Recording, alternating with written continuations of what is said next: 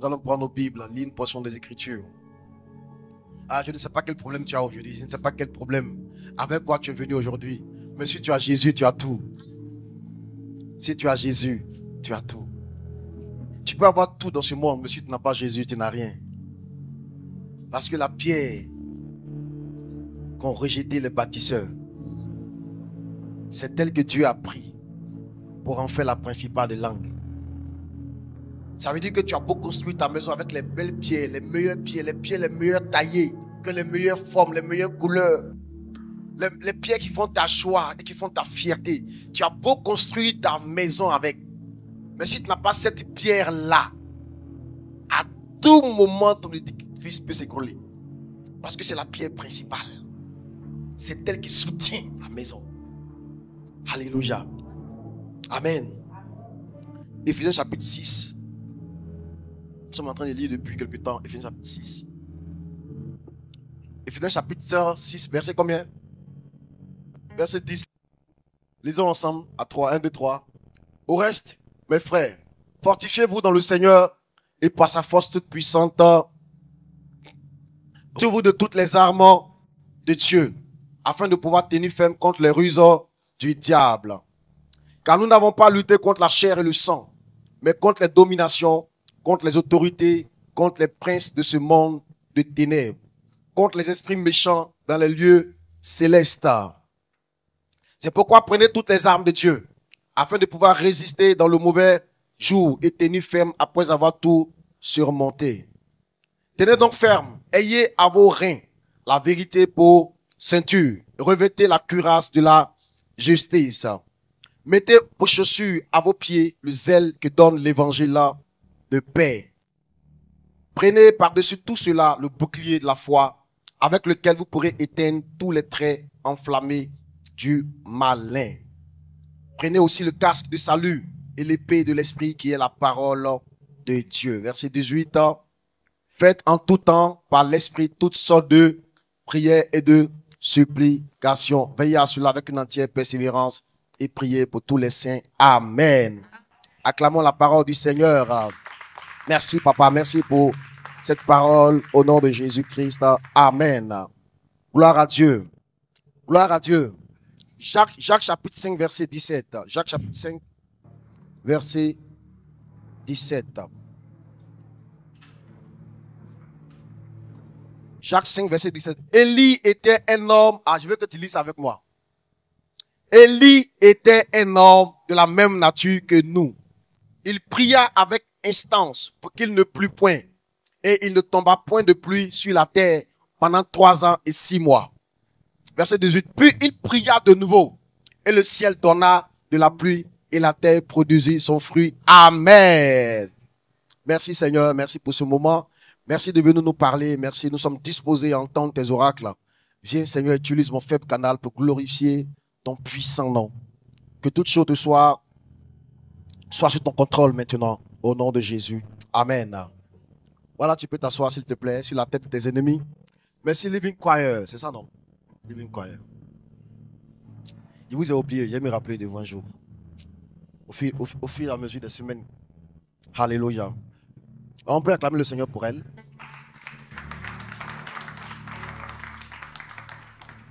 Alléluia. Le thème de mon message aujourd'hui, c'est la foi qui ouvre le ciel. Alléluia. La foi qui ouvre le ciel. Nous sommes en train de parcourir les âmes spirituelles du chrétien. Alléluia. Et on a vu que la première âme que le chrétien doit prendre, c'est quoi? C'est quelle âme? C'est quoi? La ceinture de la vérité. Et qu'est-ce qu'on a dit? On a dit là-dessus? On dit on fait un coup. Qu'est-ce qu'on a dit sur la ceinture de la vérité?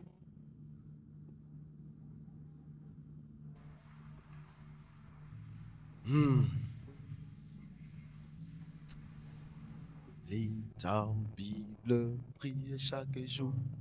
Priez chaque jour. Priez chaque jour. Lis ta Bible, priez chaque jour si tu veux grandir. Si tu veux grandir. Si tu veux grandir. Alléluia. Lis ta Prier chaque jour si tu veux. C'est beau, non? C'est beau, non? C'est pour nous deux, chanter comme ça, pour nous deux. Prenez, ayez à vos reins la vérité pour ceinture. Amen. Nous venons dans le combat spirituel et la première arme que nous devons prendre pour affronter l'ennemi, c'est la vérité. Alléluia. Nous ne devons pas venir combattre le diable dans le mensonge.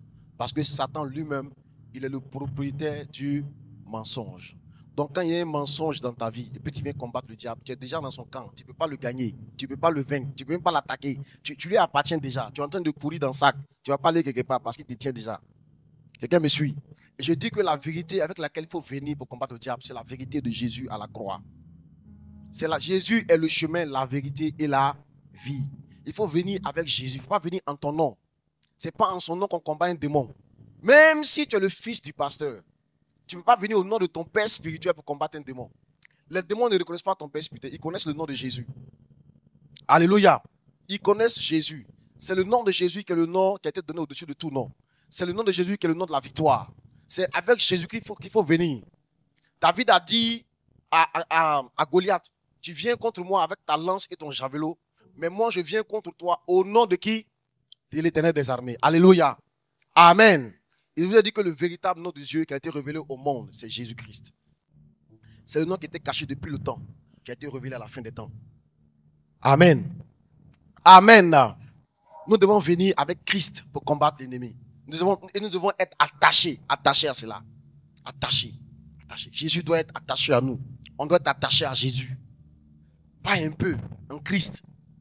Il faut être vraiment en Christ à 100%. Alléluia. La deuxième chose, il faut revêtir la cuirasse de la justice. Amen. Amen. Il y a personne que vous devez tout oublier.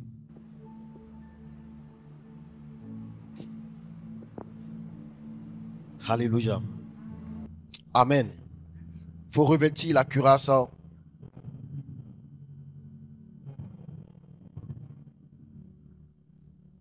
Il faut faire quoi? Il faut porter à ses pieds la chaussure qui est le zèle qui donne l'évangile de paix. On a dit qu'il faut prendre, un chrétien doit être zélé pour Dieu, zélé pour l'évangile, zélé pour prêcher. Un chrétien qui ne prêche pas la parole de Dieu, qui n'évangélise pas, qui ne gagne pas les âmes, ses pieds ne sont pas beaux. Ses pieds sont nus. La Bible dit qu'ils sont beaux sur les montagnes, les pieds de ceux qui annoncent la bonne nouvelle. Donc celui qui annonce la bonne nouvelle, ses pieds sont magnifiques. Amen. Et tes pieds doivent être chaussés parce que nous sommes appelés à écraser la tête du serpent. Quelqu'un me suit? Dans le combat spirituel, nous avons été appelés à écraser la tête du serpent. Je vous donne le pouvoir, dit Jésus, de marcher sur les serpents et sur les scorpions et sur toute la puissance du malin. Donc nous avons le pouvoir de marcher sur. Or, on a vu aussi dans Genèse chapitre combien? 3. Quand Adam a péché, que Dieu a dit à Adam et Ève, et Dieu a dit plutôt au serpent, il dit, je vais mettre une inimitié entre toi et la femme, entre sa postérité et ta postérité.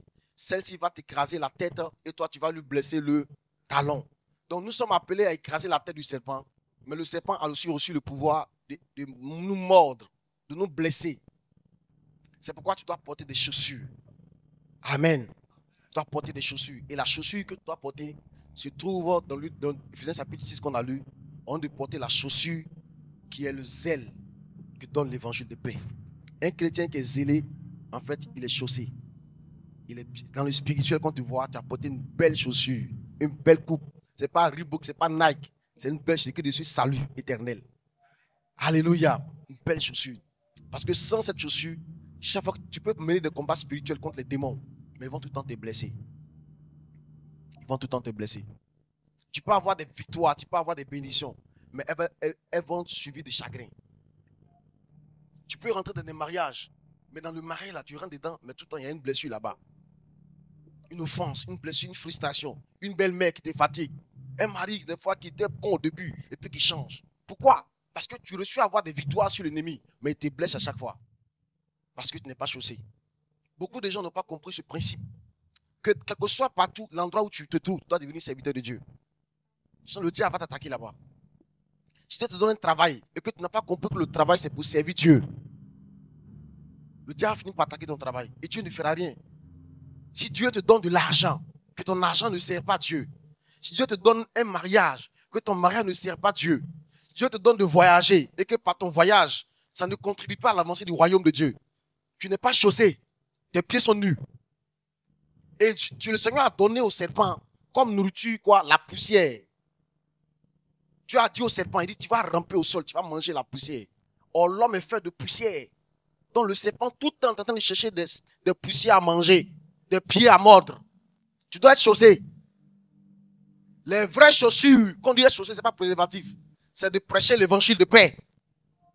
C'est ça être chaussé.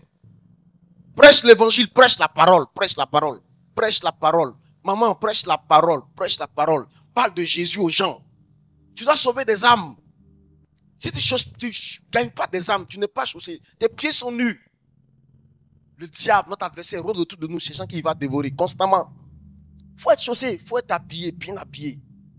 Tu dois avoir ton bouclier, tu dois avoir, ta ceinture, ta cuirasse, porter ta chaussure. Il faut être bien chaussé, continuer à écraser les serpents de ta famille. Et puis rien ne va t'arriver. Écraser les serpents, les scorpions de ta famille. Et puis rien ne va t'arriver. Pourquoi? Parce que tu es un serviteur, Dieu te voit comme son serviteur. Prêche la parole. Prêche l'évangile. En 2025, deviens une prédicatrice la parole. Quand tu entends quelqu'un à l'arrêt de bus, tu viens à côté de lui. Tu chantes quelques mots avec lui. Comment se passe la semaine? Comment c'est passé? Moi, quand pour évangéliser, je commence toujours par ce qui est facile. Par exemple, si on est là et puis les bagages sont en train de rouler mal, et puis il parle de ça, il dit, ah, c'est vrai, il roule mal. Hein. Moi aussi, il faut la causerie à lui. Ah, mais vraiment que Dieu nous garde. C'est Dieu qui nous garde. Oh. Il commence à envoyer le sujet vers Dieu maintenant. C'est Dieu qui nous garde. Oh. Il va dire, c'est vrai. Dieu qui nous garde. Tiens. Mais tu sais tout ça là même là. Si quelqu'un sa vie en Jésus là, il est mieux protégé. Hein. Il te regarde maintenant. Au début, c'est une causerie comme ça. À la fin, il te regarde maintenant. Puis tu envoies. Donc doucement, hein, doucement. C'est causerie quoi. Tu peux lui rendre ton témoignage même. Comme toi-même, tel jour, telle année, tu passes dans tel coin, tu as failli faire accident. Même Bakala. C'est Jésus qui t'a sauvé, délivré. Aujourd'hui, toi, tu confies ta famille, tes enfants à Jésus. Vraiment, quand tu l'as vu là, quand il parle de ça même, tu as eu envie de lui parler de ça aussi. Tu ne sais pas pourquoi, hein? Tu lui parles de ça. Il est là, il t'écoute. Et puis le Saint-Esprit est en train de le toucher pendant que tu parles. Ça le pénètre. Un jeune pasteur, un pasteur baptiste. Le gars, il est court comme ça. Le gars est parti en vacances en Allemagne. Il va évangéliser les Allemands là. Il se promène sur la plage. Il parle de Jésus. Il parle de Jésus aux Allemands. Il dit, je ne vous dis pas, un monsieur allemand, il est gros comme ça, grand détail. Tu me vois mon cou comme ça là. Le gars il s'est mis à genoux pour que ma main puisse arriver sur sa tête pour qu'il prie pour lui. Dieu peut toucher les âmes partout. Tu veux quelqu'un qui marche pour Jésus. Prêche. Dis à ton voisin, prêchons la parole. Les gens sont en train de mourir. Hier, aujourd'hui, il y a des gens qui sont morts. Les gens meurent chaque jour. Chaque jour, l'enfer se remplit. Pendant ce temps, tu vois les chrétiens.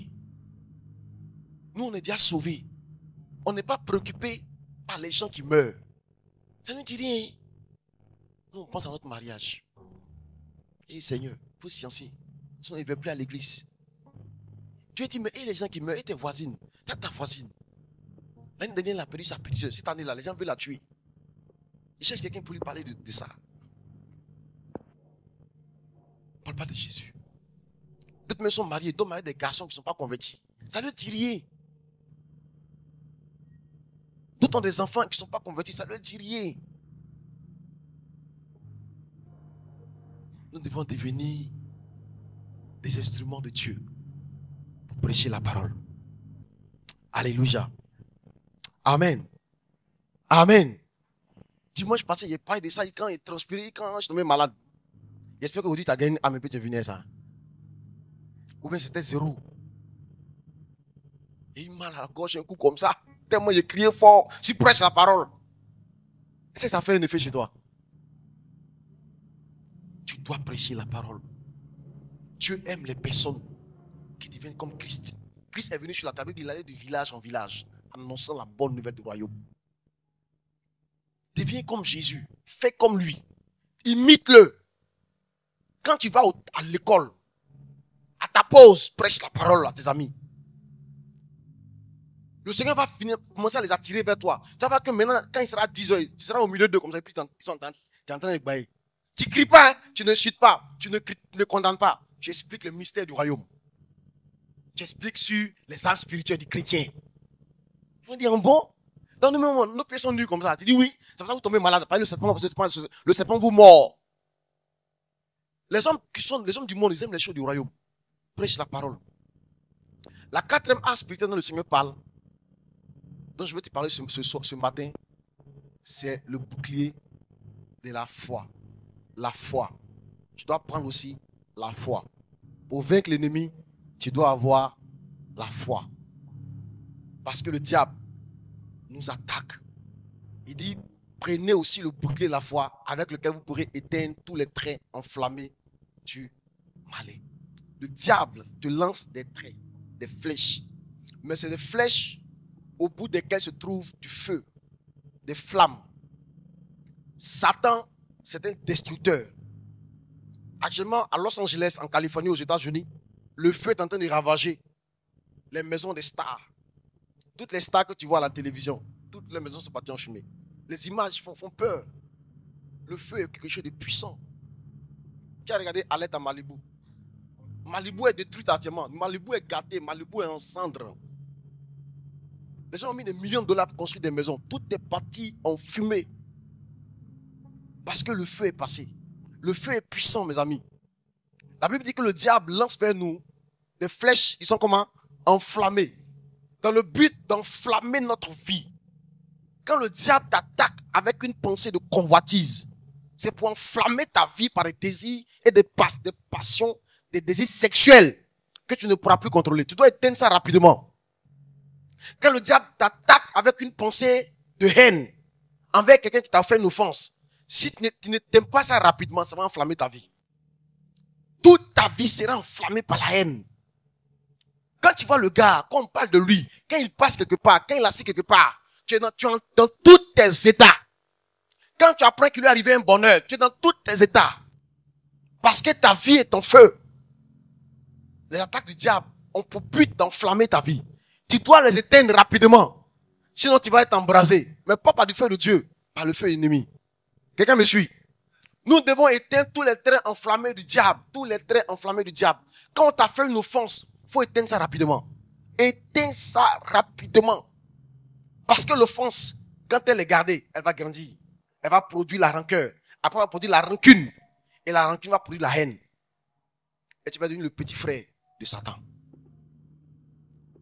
La haine est l'instrument de recrutement de tous les sorciers.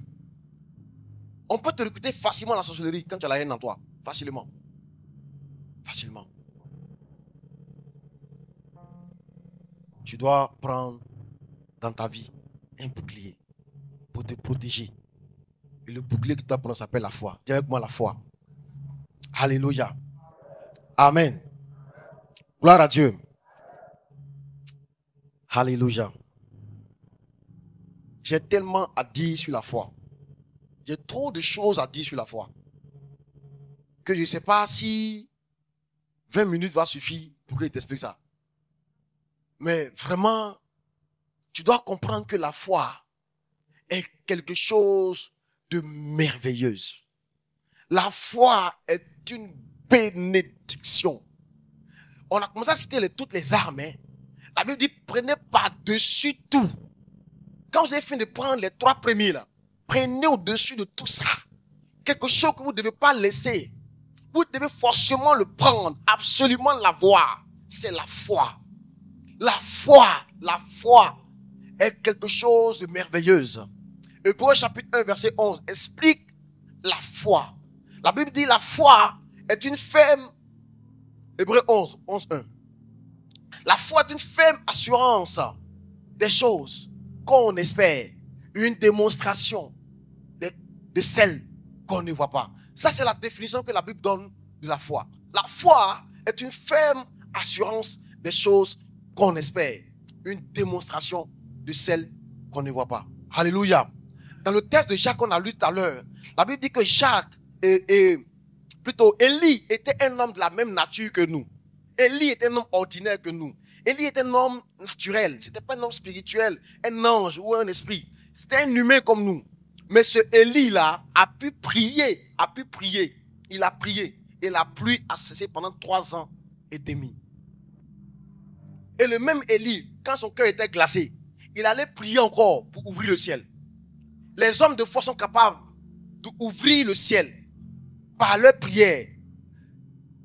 Et ils sont capables aussi de fermer le ciel par leur prière. Deviens une femme de foi. Deviens un homme de foi. Alléluia. La foi, Hébreux 11:1, est une ferme assurance des choses qu'on espère et une démonstration de celles qu'on ne voit pas. Il y a beaucoup de mots clés dans ce texte-là. Beaucoup de mots clés. Il y a le mot d'abord fermeté. Fermeté. La foi, c'est pour les gens qui sont fermes. Pas les gens qui changent vite de parole, qui changent vite d'engagement. Je décide de construire une maison. Et puis, quelques temps après, il y a un problème qui vient. Et puis, je laisse la maison inachevée. Les hommes de foi, ils sont fermes. Quand ils s'engagent, ils s'engagent. Ils vont jusqu'au bout. Je décide de marcher avec telle sœur. Même s'il arrive des difficultés. On va jusqu'à la gare. Amen. La foi, c'est pour les gens qui sont fermes. Pas les gens qui changent d'avis. Les gens qui balancent au gré des vents. La foi est une ferme. Le premier mot, c'est la fermeté. Le deuxième mot, c'est l'assurance. La foi, c'est pour ceux qui ont de l'assurance. L'assurance. Assurance. Les gens manquent d'assurance aujourd'hui. Les gens manquent d'assurance. L'assurance, c'est cette confiance, ce calme intérieur que tu as à l'intérieur de toi. Parce que tu sais que tout va bien. Amen. Une femme avait perdu son fils unique. Son fils unique. Elle a décidé d'aller rencontrer le prophète. Et sur le chemin, son mari la croise pour dire, mais qu'est-ce qu'il y a? Pourquoi tu as agité comme ça? Elle dit à son mari, tout va bien. La foi, c'est pour ceux qui ont de l'assurance, ceux qui sont calmes. La Bible dit, dans le calme et la tempête, dans le calme et la confiance, sera quoi? Ta force. Dans le calme et la confiance sera ta force. La foi, c'est pour ceux qui ont de l'assurance. J'ai expliqué à ma fille qu'il y a plusieurs types de foi. Il y a la foi en Dieu. Et puis il y a la foi en soi-même. Ceux qui ont de l'assurance, ils ont confiance en eux-mêmes. Ils sont calmes. Ils ont confiance en leurs idées. Ils ont confiance en leurs projets. Même si ça ne marche pas encore. Mais il est calme. Il persévère, il patiente. Dieu dit, vous devez avoir cette arme-là. Parce que l'ennemi va vous attaquer de tous côtés. Il va vous décourager. Le problème des chrétiens, ce n'est pas que Dieu ne les bénit pas. Ce n'est pas que Dieu ne leur donne pas de bonnes idées. Il y a des idées même quand tu as eu la nuit, là, tu n'as pas dormi qu'au matin. Parce que toi-même, là, tu ne sais pas que c'était l'idée du siècle. Il y a des idées quand toi-même la nuit, tu dormais comme ça. À cause de l'idée, là, tu changes de position. Tu dors comme ça. Puis à un moment donné, tu fais comme ça. Tout ça pour la même idée. Hein. Avant, tu souris. Si on te dit, il y a quoi? Tu regardes les gens, tu as l'impression qu'eux, ils ne savent pas tout ce qui va se passer en fait. Parce que tu as eu l'idée du siècle. Il y a des idées là, toi-même tu écris, et puis tu souris. Tu écris, et puis tu souris. Tu sens que ça va changer le monde. Ça est où aujourd'hui? C'est où aujourd'hui? Les idées de business. J'ai monté tel projet, tel ONG. Ça va prendre la Côte d'Ivoire. Je vais aller rencontrer telle personnalité que je connais. Non, il va aimer l'idée. Ça là. Non, non, non. S'il a entendu, non, on va me recevoir à la présidence. Chaque année, tu as une nouvelle idée. Mais l'idée de l'année dernière, c'est où? Le problème, ce n'est pas d'empiler les idées, d'empiler les projets, d'empiler les relations, d'empiler les contacts, d'empiler les amitiés, d'empiler les aventures, d'empiler les concours. Non, non, non, non, non. À un moment donné, il faut t'asseoir. Pose-toi les bonnes questions. Qu'est-ce qui fait que dans ma vie, chaque fois je change? Tu manques de foi. La foi est une ferme assurance. Assurance. Il faut avoir de l'assurance. Alléluia. La foi est une ferme assurance. Isaïe chapitre 30, verset 15. Car ainsi a parlé l'Éternel, le Seigneur l'Éternel, le Saint d'Israël. C'est dans la tranquillité et le repos que sera votre salut. Dans le calme et la confiance que sera votre force. Les gens qui n'ont pas d'assurance, les gens qui ont peur, qui tremblent, qui n'ont pas de foi. Un pasteur priait tout le temps. Beaucoup de gens qui prient tout le temps, souvent vivent dans la peur. Ils prient tout le temps, partout où ils passent. Au nom de Jésus, tu es vaincu. Au nom de Jésus, tu es vaincu. En fait, il avait peur. Donc même quand le vent souffle un peu une feuille là, il crie. Tu peux le prendre pour un homme spirituel, en fait c'est un peureux. Que les gens vivent dans la peur. La peur est une arme du diable.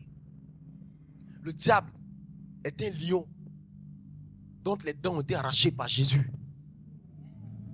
Le diable est un tigre en papier. Je le dis haut et fort. Et il m'entend. Le diable est un menteur. Le diable règne par le mensonge, par la tromperie. Satan ne peut rien créer. Jésus a tout accompli. Il dit tout pouvoir m'a été donné dans les cieux et sur la terre. C'est Jésus qui a dit ça. Tout pouvoir. Quand Jésus est mort, il est ressuscité, c'est la phrase qu'il a prononcée. Tout pouvoir m'a été donné dans le ciel et sur la terre. On n'a pas laissé un peu, on m'a tout donné. Donc quel pouvoir a Satan?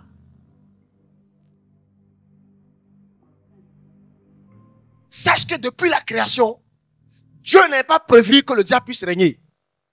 Dieu avait établi Adam comme étant le chef de la terre.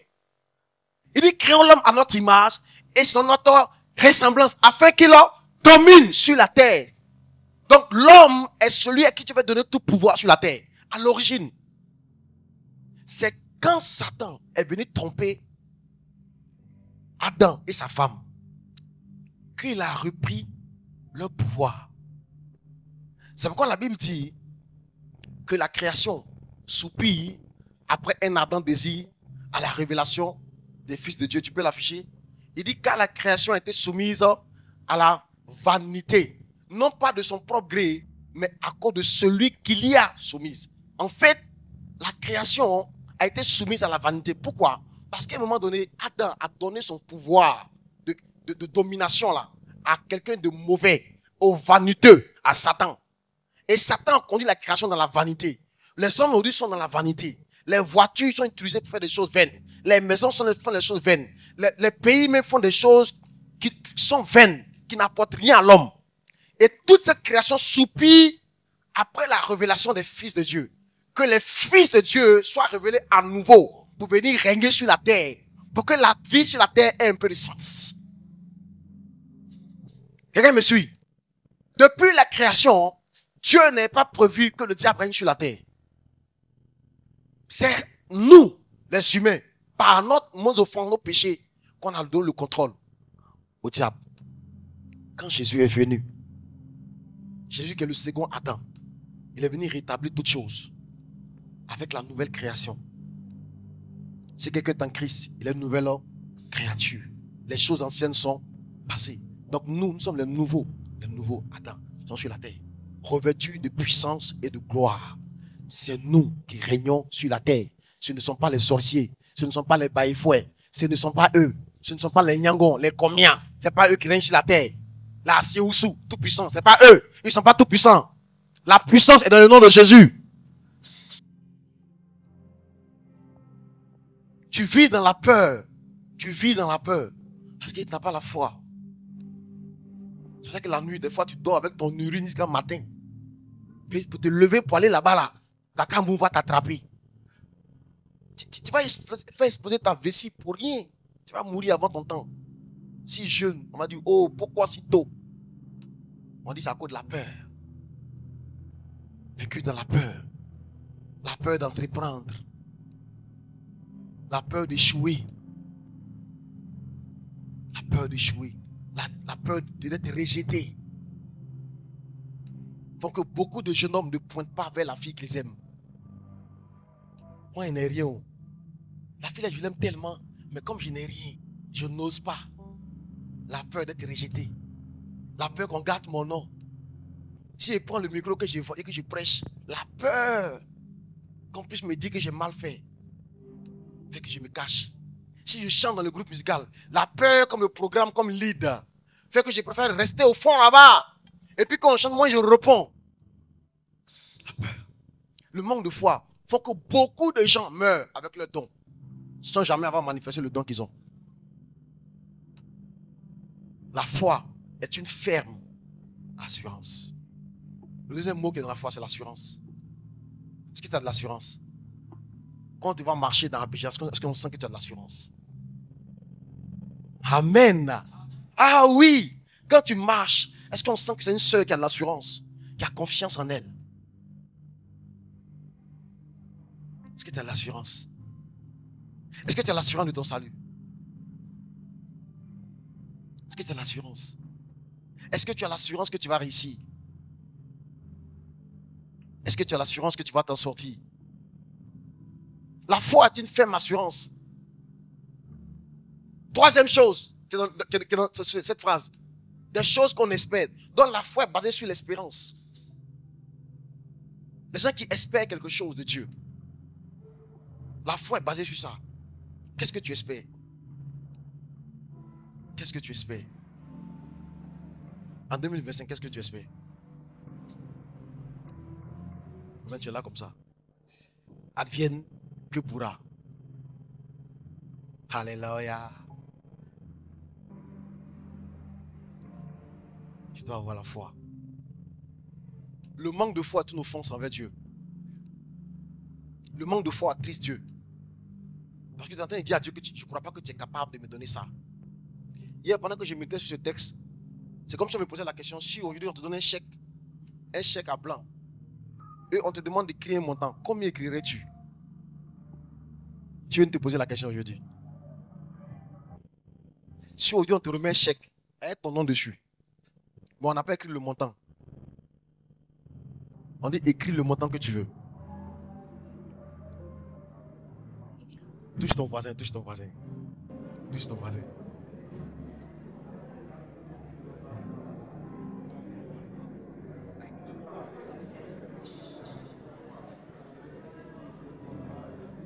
Tu veux le micro, maman? Tu veux le micro? Attends, mais essaie d'imaginer un peu. Si aujourd'hui,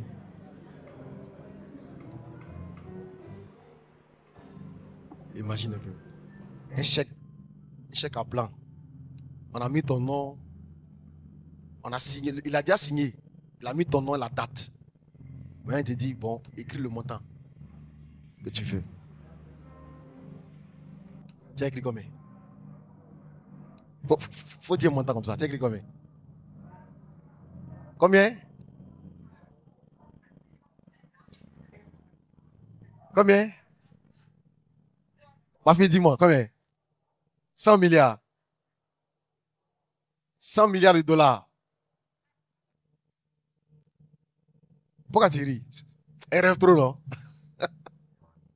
Mais rêver trop, c'est ça qui est bon. Rêver trop, c'est bon. Je trouve que nous, les chrétiens, on laisse Dieu trop tranquille. Il dit que l'or et l'argent lui appartiennent. Aucun d'entre nous, je peux vous mettre à défi. Parmi nous tous qui sont assis là, aucun d'entre nous ne prie pour devenir riche. Aucun. On prie pour des besoins. Seigneur, vraiment, c'est chaud sur moi, il faut faire quelque chose. Souvent, Dieu nous regarde comme ça, il dit, hey, il dit l'or et l'argent, j'en suis le propriétaire. Mais il te sera toujours fait selon ta foi. Dieu ne te fera jamais au-delà de ta foi. Parce que c'est ta foi qui challenge Dieu. Regarde. Lisons Hébreux, Hébreux chapitre 11, verset 1 Allons au verset 2. Au verset 1, on explique la foi.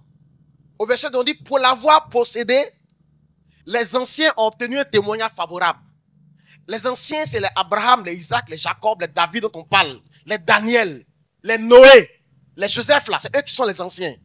On dit tout cela pour avoir possédé la foi. C'est parce qu'ils ont marché, ils ont eu la foi qu'on parle d'eux dans la Bible. On ne parlera jamais de toi sur cette terre comme quelqu'un qui a marqué son époque avec Dieu si tu n'as pas la foi. Je peux te l'assurer. Tu peux venir à l'église 10 heures par jour, 5 fois dans la semaine, et puis finir ta vie comme un anonyme. Parce que tu n'as pas compris que le principe de fonctionnement avec Dieu, c'est la foi. Et là, je rentrais du travail dernièrement, et j'étais dans la voiture. C'est comme si quelqu'un m'expliquait. Aïe, aïe, aïe. Que, regarde tout ce qu'il vit là. Regarde tout ce qu'il a. Tout ça est venu du monde. Pour l'avoir possédé, les anciens ont tenu un témoignage favorable. Avance. C'est par la foi que nous reconnaissons que le monde a été formé par la parole de Dieu. Sinon, est-ce que nous on était là? Au commencement, Dieu créa les cieux et la terre. Dieu dit que la lumière soit. C'est par la foi qu'on y croit. Sinon, nous on n'était pas là. Ou bien, mon grand-père n'était pas là pour dire, il m'a raconté. On écrivait dans un livre. Le livre aussi, quand on écrivait le livre là, j'étais pas là. On dit, on appelle ça la Bible. Et puis on me dit que la Bible là, c'est la parole de Dieu. Qu'est-ce qui prouve que c'est la parole de Dieu? J'étais pas là quand Dieu parlait. J'étais pas là quand on écrivait. Et c'est même pas qui a écrit ça. Mais il y a plusieurs auteurs. Et plusieurs Bibles. C'est par la foi que j'y crois. C'est par la foi que nous reconnaissons que le monde a été formé par la parole de Dieu. En sorte qu'on voit, en sorte que ce qu'on voit n'a pas été fait des choses visibles. Ce qu'on voit, toi et moi, on vient de l'invisible. Le monde que tu vois vient de l'invisible.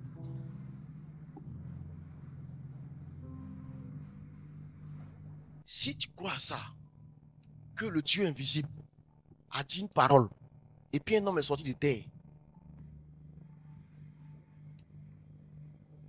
et puis cet homme-là, Dieu a soufflé dans ses narines, et puis il a pris vie, et puis après Dieu l'a fait dormir.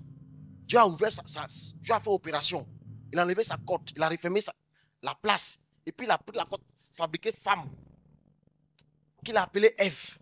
Les deux se sont unis, ils ont fait des enfants, ils ont peuplé la terre. Si tu peux croire à ça, que le monde était fait de l'invisible, tu peux aussi croire que Dieu peut changer ta vie à partir de l'invisible. Tu peux croire que Dieu peut t'envoyer un mari de l'invisible aujourd'hui. Parce que ce qui est invisible pour toi n'est pas invisible pour celui qui est dans l'invisible. En fait, c'est pas parce que tu ne vois pas une chose que ça n'existe pas.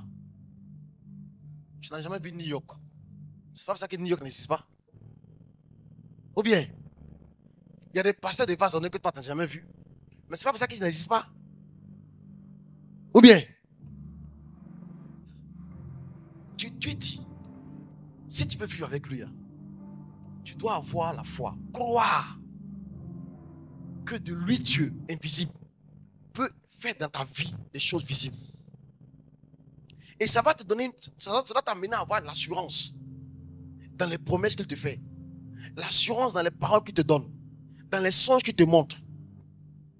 Quelqu'un me suit? Tu dois marcher par la foi. Tu dois prendre cette arme-là sur le diable. Le diable ne va pas te laisser dans la victoire. La foi, c'est ça qu'il te faut.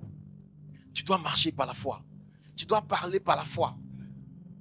Et si tu dis que tu as la foi, avec que tu dois avoir les œuvres qui vont avec. Et les œuvres de la foi, ce sont les paroles de foi.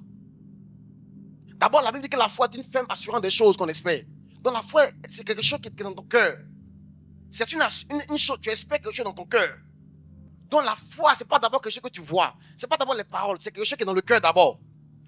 Dans ton cœur, tu as une conviction forte, une espérance forte. C'est une ferme assurance Tu espères avoir ton bac. Mais ta conviction est forte là-dessus. Que cette année ne va pas passer. Ce n'est pas l'année prochaine. C'est le bac de cette année-là que tu vas avoir. Ton assurance est forte. Donc le jour où il y a une matière que tu commences à ne pas comprendre, tu dis à la matière, hey, matière, reste tranquille. Moi, je dois avoir mon bac cette année. Donc, il faut faire te comprendre. Oui, si tu ne comprends pas, tu dis non, hey, toi, tu veux jouer le dur. Non, moi, cette année, je dois avoir mon bac. Hein. Donc, toi et moi, je suis avec toi. Je ne vais pas te lâcher parce que moi, je dois avoir mon bac. Jusqu'à ce que tu comprennes, je ne te lâcherai pas. Même si je dois taper aux portes de mes aînés, aller fouiller dans les annales, aller chercher, je dois chercher parce que moi, je dois avoir mon bac cette année. La foi est une ferme assurance de quelque chose que tu espères. Et maintenant, il dit une démonstration de celle qu'on ne voit pas. C'est parce que ton assurance est très ferme. Ça va t'amener à prendre des actions concrètes. Moi, je dois avoir mon bac cette année. Il n'est pas question qu'ils ne comprennent pas l'anglais. C'est pas possible. Parce qu'à l'oral, je dois avoir 18. Donc, je parle anglais, je bégaye, de façon, ça ne m'arrange pas. Hein? Ah oui. Ton assurance n'est pas forte. Tu n'es pas déterminé. Ton engagement, c'est un peu à moitié.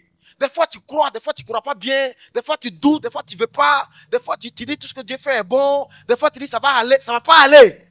Ça ne va pas aller. Lève-toi et démontre. Lève-toi et étudie tes leçons. Assieds-toi, ça fait mal aux fesses, mais assieds-toi. Assieds-toi, c'est douloureux, ça fait mal à la hanche, ça fait mal aux fesses, ça fait mal au dos. Mais la vie est une question de sacrifice. La vie est comme un restaurant. Dans un restaurant, tout ce que tu manges, tu payes.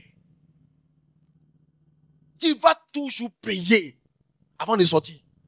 Soit tu payes avant de manger, soit tu payes pendant que tu manges, soit tu payes après avoir fini de manger. Mais tu payeras avant de sortir. La vie, tu vas payer. Mais c'est parce que tu es convaincu que ça va marcher que tu as la force de payer le prix. Donc ça commence d'abord par une ferme assurance des choses qu'on espère. Tu dois avoir l'assurance ferme. J'ai dit, tu vas réussir, tu vas réussir. Maman, tu vas réussir. Tu dois en être convaincu. C'est que donne la faute de lever le matin. Parce que tu es convaincu que ça va marcher. La foi est basée sur la fermeté. C'est basé sur l'assurance. C'est basé aussi sur l'espérance. Et le dernier élément de la foi, il dit, une demande de celle qu'on ne voit pas. Dans la foi est basée sur des visions. La vision. Qu'est-ce que Dieu t'a montré sur ta vie?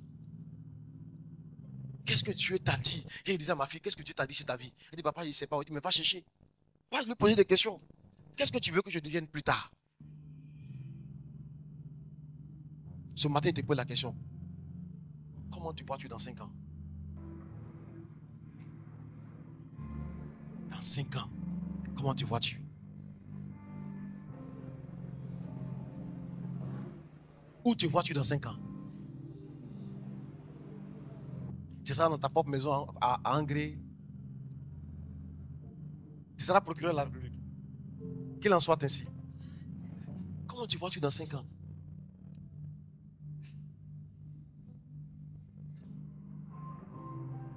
La foi est une chose qui est combattue. C'est pour ça que Paul dit à Timothée, combat le bon combat de la foi. C'est le combat pour garder la foi. Le combat pour garder la foi.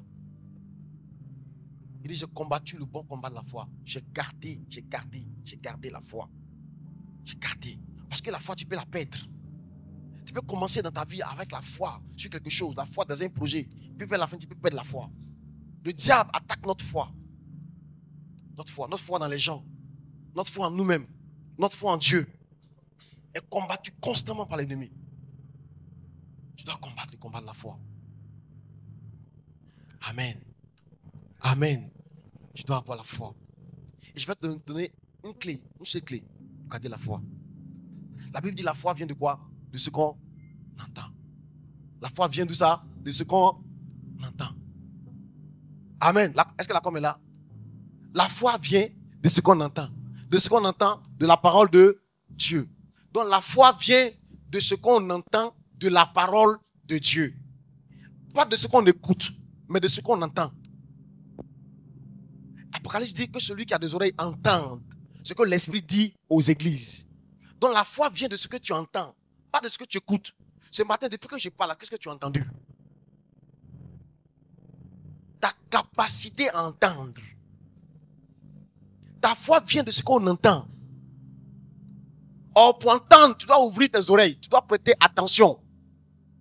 Entendre, c'est prêter attention. Si tu viens ici, que tu ne prêtes pas attention à mes mots, tu vas pas entendre ce que je dis. Tu peux même, les mots viennent, mais ça ne rentre pas en toi. Tu n'as pas pris pour toi. La foi vient de ce qu'on entend. Si tu veux devenir fort à l'école, faut entendre les gens qui sont forts à l'école. Si tu marches avec les gens qui sont forts à l'école, à force de les entendre, tu vas finir par devenir fort. Si tu veux devenir un grand chercheur de femmes, oh, je t'en prie, marche avec les chercheurs de femmes. Tu vas voir. Ils vont te donner tous les docs, les secrets pour tromper sa femme. Et puis elle ne va jamais t'attraper. Tu vas devenir un grand buveur, quelqu'un qui peut boire un casier sans jamais tomber d'aïko. Il y a des gens pour ça aussi. Amen. Tu vas devenir multimilliardaire en dollars, comme ma maman. Tu dois choisir bien tes fréquentations. Choisis les gens qui peuvent te faire entendre comment devenir milliardaire à partir de rien. Donc la foi vient de ce que tu entends. Ce que tu entends. Qu'est-ce que tu écoutes? Qui est-ce que tu écoutes d'abord? Et puis de qu'est-ce que tu écoutes? Amen. La foi vient de ce que tu entends.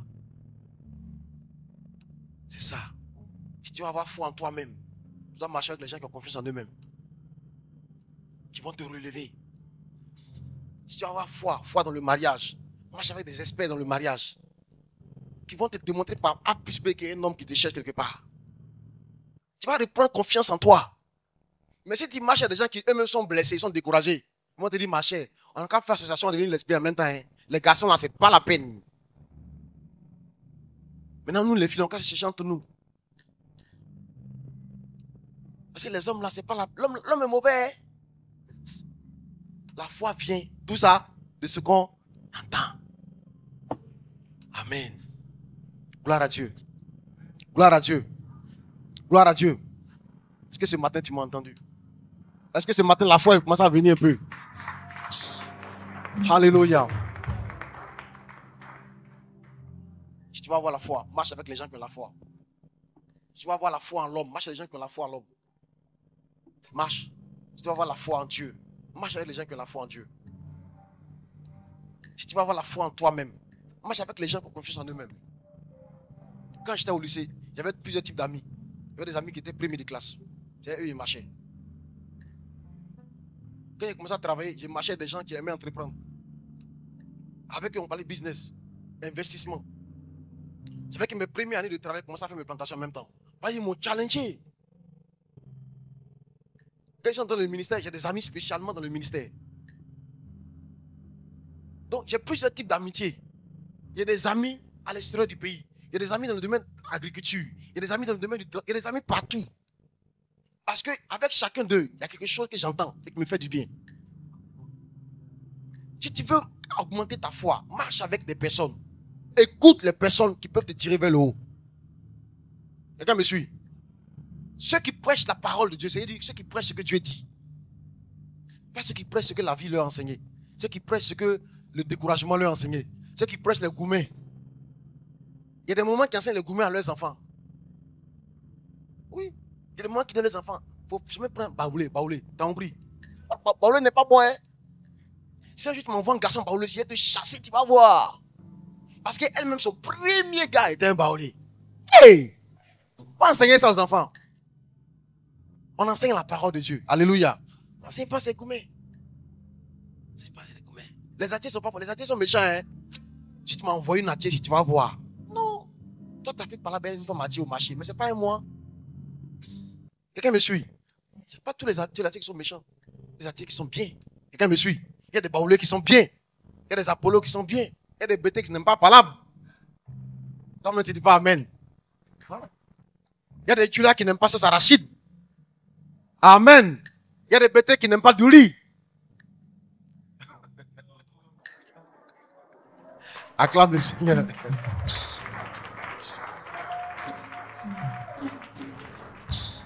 Alléluia. Gloire à Dieu. On va se tenir debout, on va prier le Seigneur par rapport à cette parole. Que Dieu nous donne la foi. La foi, est-ce que Dieu veut voir dans ta vie avant de te bénir? Alléluia.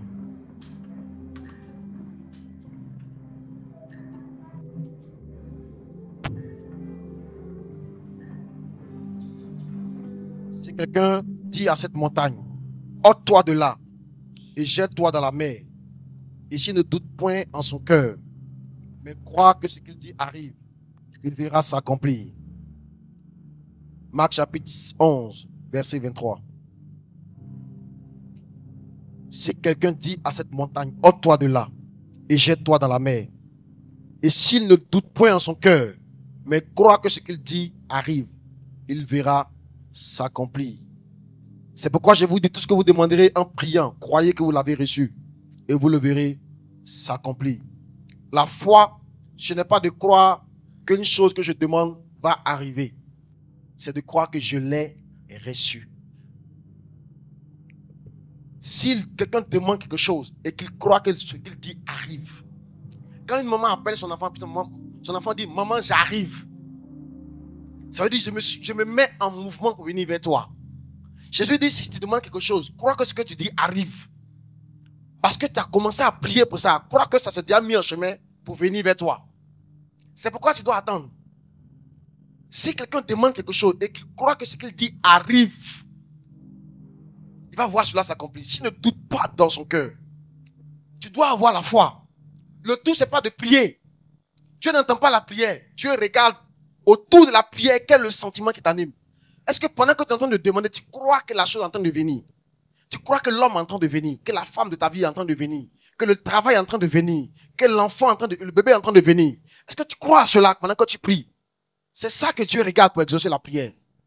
Il dit, si quelqu'un te demande quelque chose, s'il dit à cette montagne, à cette maladie, à ce célibat, à cette pauvreté, à ce chômage, à ce sans-papier, dégage de ma vie, et qu'il croit que ce qu'il dit arrive, est en train de venir, pendant qu'il prie, il croit que ça vient, il s'imagine que ça vient, il va voir cela s'accomplir.